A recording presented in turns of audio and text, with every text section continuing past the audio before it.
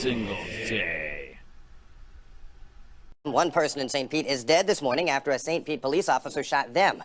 This happened in the Tyrone Square area yesterday morning. Now, police say they were responding to a hit and run on a parked vehicle near 13th Avenue North and 50th Street. Authorities later traced a bumper that was left behind in that crash back to a woman who lived a few blocks away. She told officers she did not live there anymore, but her son did. She asked the officers to go in and check on his welfare, to check on Gus and make sure that he was okay. When police entered that home, they say he told them he wanted to commit suicide, later pointed a gun at an officer who then shot him.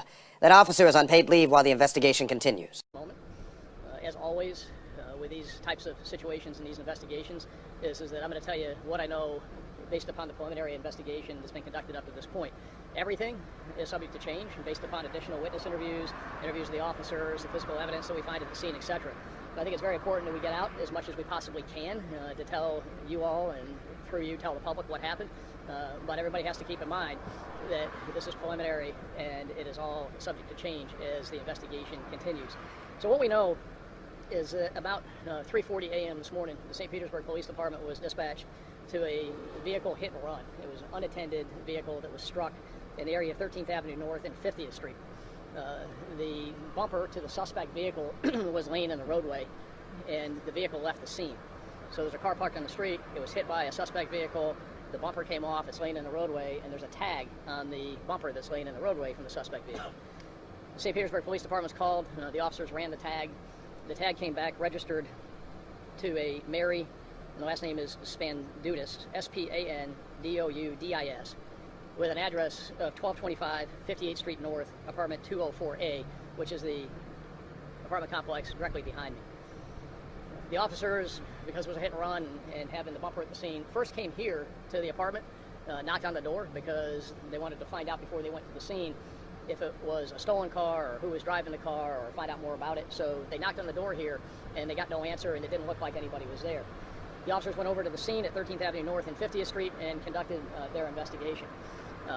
Based upon that investigation, they came back over here to the apartment behind me, again at 1225 58th Street North, apartment 204A. They knocked on the door again and did not get any answer. They used their flashlights to look in the window. They saw in there that there was a wheelchair, they saw some crutches, and they saw that the mail was stacked up outside.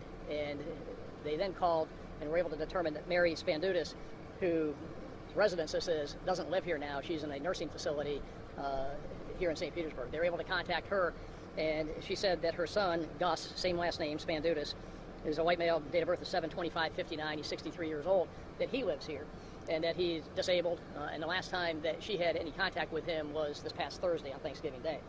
She was concerned because nobody had any contact with him. They described what they found, which was the mail stacked up, there was no answer, the wheelchair being there, the crutches being there, and she was concerned for his safety due to the lack of communication and the circumstances that were observed.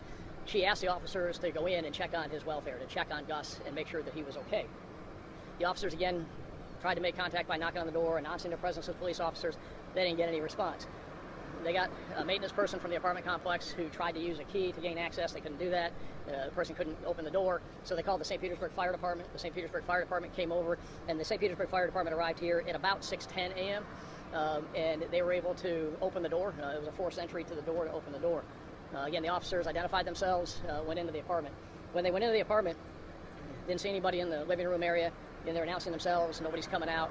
They rounded a corner into the bedroom, and as they rounded the corner into the bedroom, they saw Gus Spandoudis sitting in a chair. Gus Spandoudis was sitting there, made a comment to the officers that he wanted to commit suicide. The officers knew that there were other people in the apartment because they could see some feet and legs in an adjacent bedroom, so they had multiple people in multiple rooms, and there's two officers. The officers that were here and that went inside, the first is St. Petersburg Police Officer Jace Morrow, M-O-R-R-O-W, and the other one is James DeMaria, D-E-M-A-R-I-A.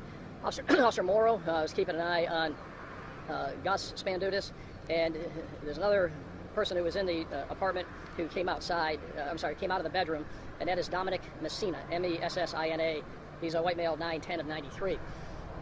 So Officer Morrow is trying to deal with both Spandoudis and Messina at the same time, while Officer DeMaria is dealing with another subject, Michael Redman, 424-92, who's in another back bedroom. So he's keeping an eye on both of them. They're trying to figure out what they have. At first, Officer Morrow did not see Spandutis with a gun in his hand. He was making statements about wanting to commit suicide, and then as he's going back and forth between the two subjects, Spandutis takes a gun out. He had it someplace, either tucked down in the chair or someplace. He picked the gun up and pointed it at Officer Morrow. Officer Morrow told him to drop the gun. He refused to drop the gun and raised it again at Officer Morrow. Officer Morrow fired, and Spandutis is deceased. So that's what we know at this point. It was a hit and run that turned into a check on the welfare. As the officers go in, Spandutis is sitting in the chair. At some point, he produces a gun. It looks like to me, and I'll have Sergeant Cindy give you a photograph of it. It looks like to me, it's probably a 4-inch barrel 22 with black grips on it that he pointed at Officer Morrow. Again, Officer Morrow fired in defense because he told him to drop the gun, and he kept raising the gun at Officer Morrow. The other two people, Messina and Redmond, are witnesses at this point. We don't know that there's any criminal action on their part other than probably one of the two of them was driving the car that was engaged in the hit and run. So we're conducting the hit and run investigation, which is separate from this check on the welfare that turned into the officer-involved shooting. So that's what we know at this point. Again, we're going to continue to conduct witness interviews, look at video, physical evidence. Anything changes, we'll let you know. I don't anticipate that we'll have any more updates probably until tomorrow, and that would probably only be if the facts change at all and there's something more that we need to get out. What's that? It was unattended vehicle. Unattended vehicle. So it was a car that was parked on the street. So whoever was driving the car, probably one of those two other guys, probably not Spandutis, was probably one of the other two. And we found the car. The car is parked with a bumper missing on it in an alley about 2 blocks to the south and to the west, or to the east here. So we found the car, and they probably did a hit and run, came back here, parked the car in the alley, went to the apartment, went inside, locked the door. When the cops knocked on the door, they didn't answer. So at this point, you don't know who did it? No.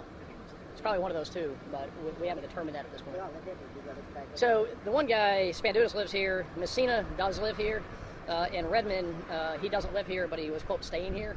The last address that we had for Redmond was over on the East Coast in Martin County in Stuart, Florida. But we really don't know much about him. Again, we're going to be conducting interviews with them, and we'll find out more information. But Messina does live here, apparently, with Spandutis. The shooting happened on body camera? There is body camera video. I haven't seen it yet.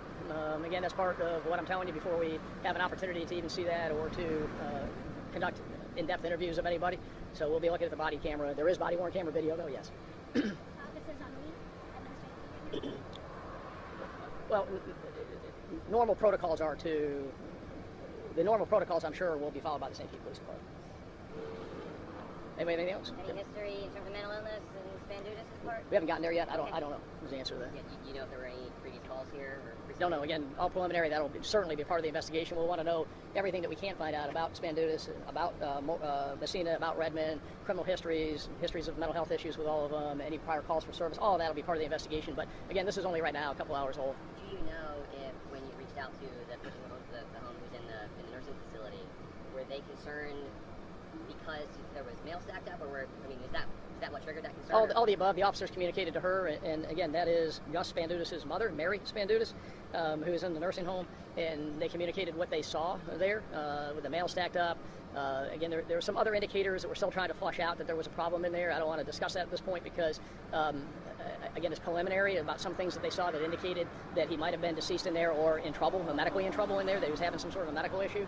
And there were 3 or 4 things that were said to her, and the fact that she hadn't heard from him, which was unusual for her not to have heard from him since Thursday, since Thanksgiving Day, which led to her concern, and she asked the officers, please go in and check on my son. So that's why they were doing it. What's that? Yes. Well, he was handicapped. How? So I don't know. Again, I don't know other than he was sitting in a chair. I can tell you from being in there, the wheelchair was in the living room area. The crutches were out there. So it looked like he was ambulatory to some degree. How much, I don't know. What type of vehicle was involved in the run? Is it they're photographing the lumber in front of the Range Rover there, is that it? No. It's I've got it, but it's the vehicle was registered her anyway. You can't see the vehicle from here. It's a few blocks away. Did the mom say that he was responding in any way? They're interviewing her right now to get that information.